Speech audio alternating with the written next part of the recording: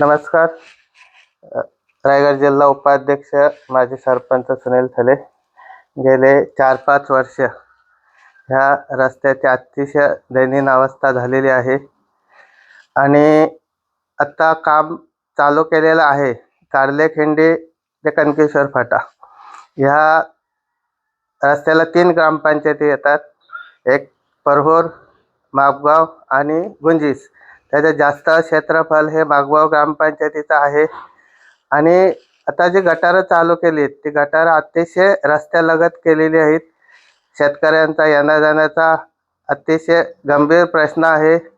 शेतकरी रस्ता विचारल्यानंतर अरेरावी करून त्यांना पोलीस स्टेशनला तक्रारीसुद्धा शेतकऱ्यांच्या विरुद्ध दाखल केलेली आहेत.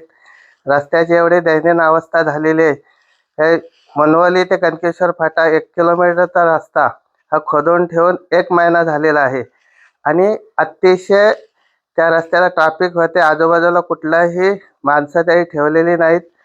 पर्यटक क्षेत्र असल्यामुळे इथे कनकेश्वर देवस्थान पर्यटक क्षेत्र आहे आणि मांडवा वगैरे सगळं पर्यटक क्षेत्र आहेत.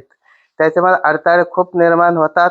इथे विद्यार्थी, ॲम्ब्युलन्स, एस-टी, आरशेपचे अवजड वाहनं या रस्त्याने नेहमी जात असतात आणि धुलीचं एवढं साम्राज्य झालेलं आहे का असं वाटतं आम्हाला का आम्ही माथेरानला पर्यटकाला गेलो असं वाटतंय. एवढं साम्राज्य धुलीचं झालेलं आहे.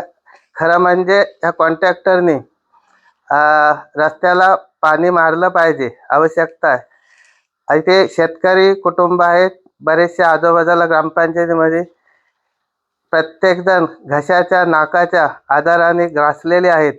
अनेक वेळेला माझ्याकडे तक्रारी केल्या, आपण तुम्ही काहीतरी याच्यावर डिसिजन घ्या.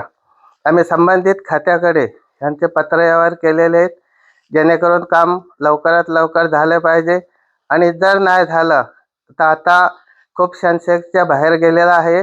नक्की आम्ही त्याच्यावर योग्य तो डिसिजन घेऊ काय करायचं ते. धन्यवाद. टाइम्स डिजिटलला लाईक करा, सबस्क्राईब करा, शेअर करा आणि बेल आयकॉन दाबायला विसरू नका. पाहत रहा टाइम्स डिजिटल.